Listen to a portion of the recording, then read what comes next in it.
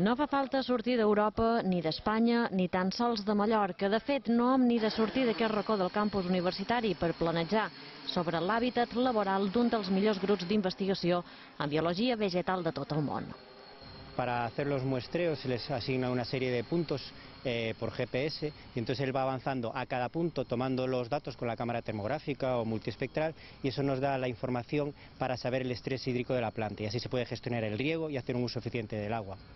En aquest parell de metres quadrats, una vintena d'investigadors han aconseguit ser referents nacionals i internacionals en el seu camp.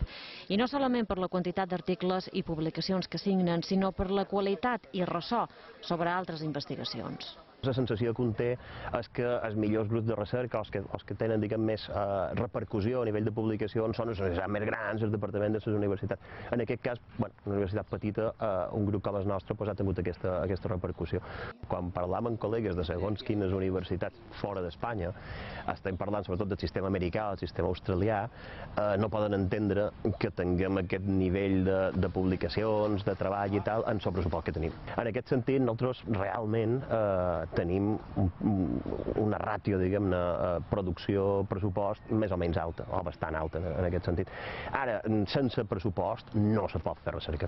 Investiguen la vegetació a la Mediterrània, sobre la seva conservació. Treballen a la tomàtica de ramellet i la vinya, i el que els ha donat renom internacional són les investigacions sobre fotosíntesi i respiració. Com ells, a la UIB hi ha 10 disciplines científiques més situades entre les 10 millors de l'Estat, tant en recerca com en producció.